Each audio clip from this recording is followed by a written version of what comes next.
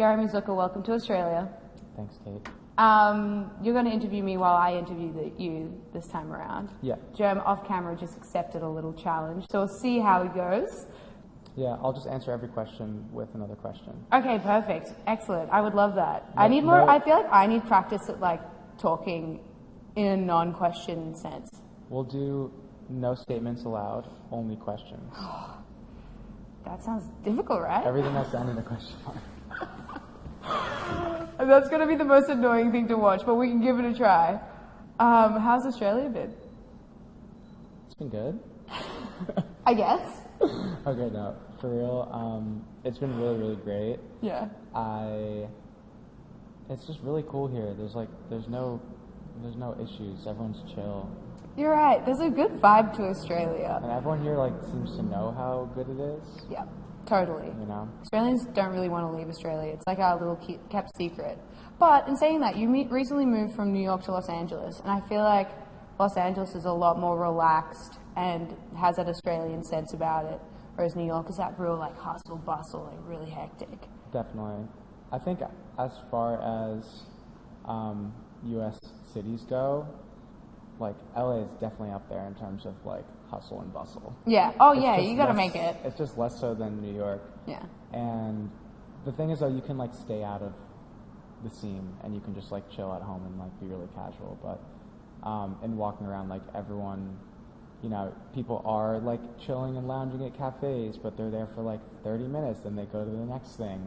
Yeah. Okay. It's not I was just in Perth the other day and it was a Tuesday at 10:30 a.m. Everyone should be inside working, and people were just standing around having coffees, chilling, it was the Truman Show or something. It was crazy. You're these are all characters in one big computer game. I swear to God. Wait, there's a word for that. It's called sonder, where you realize that everyone has an equally as intricate life as your own, but doesn't. That's the term. For yeah, that? yeah.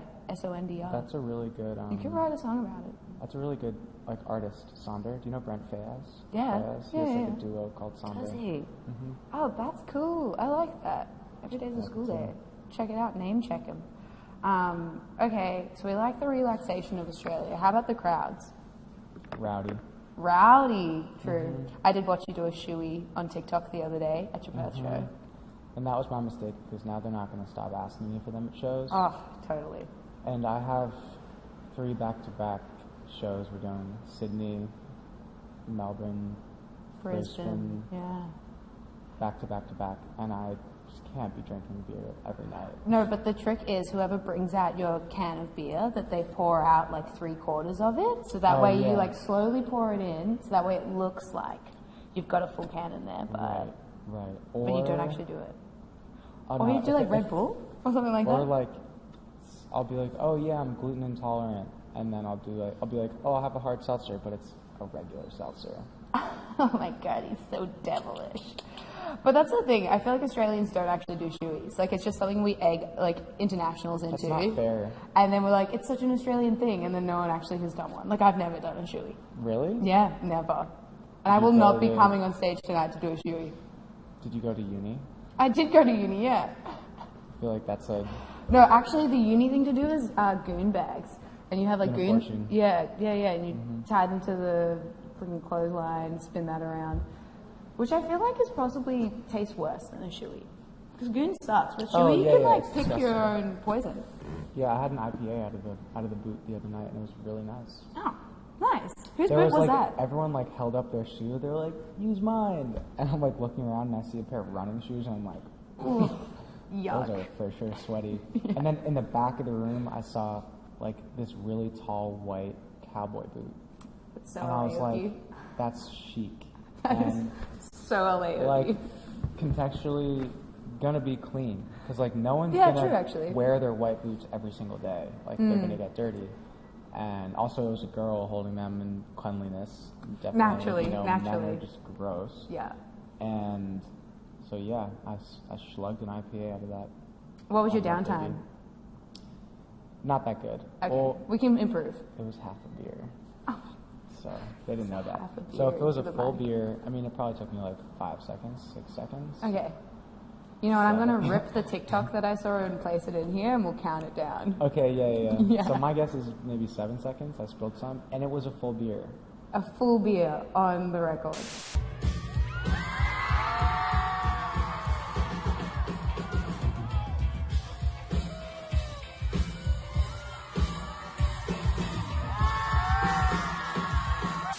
Another thing I saw on TikTok recently, on your flight over, you filmed some airplane footage. I did. And you captioned it, "Oh God, this is a sign he's not thinking about you." Are you in your villain era? Are you No. in your toxic era? What are you I'm doing? just trying to be honest. I Oh mean, my God. if someone is thinking about you and has feelings for you, they're gonna let you know, and if they don't, they're playing games, so it's not worth it. And if they're not saying anything to you, and they're not playing games, they're not thinking about you. Has this been on your mind recently? Is this why you're projecting? Yeah, well, I'm just like an honest, straightforward person, so Okay. maybe that's me. But no, I do also know people that are like hopeless romantics and like thinking about people and they won't ever say anything about it, and I'm just like, Guys. man, seize the day, carpe diem, carpe all those DMs. Slide into those carpe DMs, guys. Yeah, if you're going to be sending your own TikTok to your friends, being like, hate to tell it to you, but he ain't He's thinking not thinking about about you. you. No, my friends Yuck. are gonna watch this and know it's about them. So Oh, God. Yuck. You also posted on your Instagram story recently. Wow, this is just going through, we're just going to go through your social Are media you stalking footage. me? It's my job. that's your research. Yeah, but actually, I think you're meant to be asking me questions soon too, so we'll find out what you've stalked about me. But in the Yeah. meantime, you posted on your Instagram story a photo of you with bruises all over you, what I think were bruises, and you said music videos are like the most painful thing in my Oh life. yeah. Okay. What were you shooting and why? So I think I said I've never done a music video shoot where I wasn't in physical pain. Yeah, that was That's it. That what was I said. it. Yeah. And it's true. Like every time I've shot a video, there's been some sort of device involved, or some sort of shot that we had to get that was just extremely uncomfortable. And I think it's just due to the nature of music videos always being like low budget and like trying to get things working. But every single music video I did, except for Come Through, which we didn't even shoot as a music video, we were just on the roof of a venue. I guess it's just easiest to go through and explain like what these torture devices were. But one of them was what's called a snorri cam, and it's a camera rig that you strap to your chest, Okay. almost like a front-facing backpack, and it has an arm out of it that holds the camera. So whenever your torso moves, the camera moves, and that's like. Is how that we what did you the use in I'm So Happy? Yeah. video. Okay, gotcha. And for whatever reasons, we were having problems with the rig. So to get it to work, we had to like strap it ungodly tight to my body, and the camera was just really heavy, and yeah. we had to put it under my shirt. So it was being strapped to like my bare torso and like suffocating me for like hours on end. And when I took it off, it was just like red marks and it looked super gnarly. So that was bad. For my video Not Your Friend, there's this shot, and you can like splice this in, where I'm like leaning back, like leaning fully back, Yeah. as if like I'm like gravity isn't really working, but in reality there's a pole that is going up my pant leg and following the angle of my knee, Oh my God. and then it just continued at the angle of my back, and whoever built it like was not thinking about the fact that I had to lie down there and actually do it. They were just like, oh, like this will support a body, I guess. And so the thing that my back was laying on was just a fucking metal pole, Holy shit.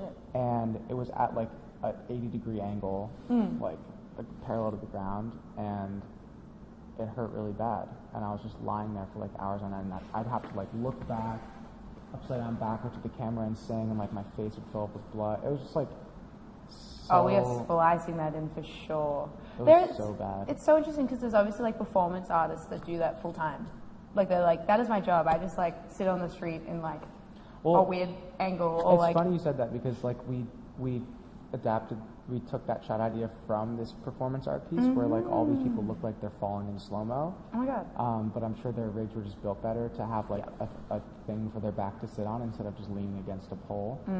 And it just, I can't even explain, like it hurts so much, and like people on set didn't realize that was really hurting because no one tried it. They were just like, okay, get Well, did you tell anyone?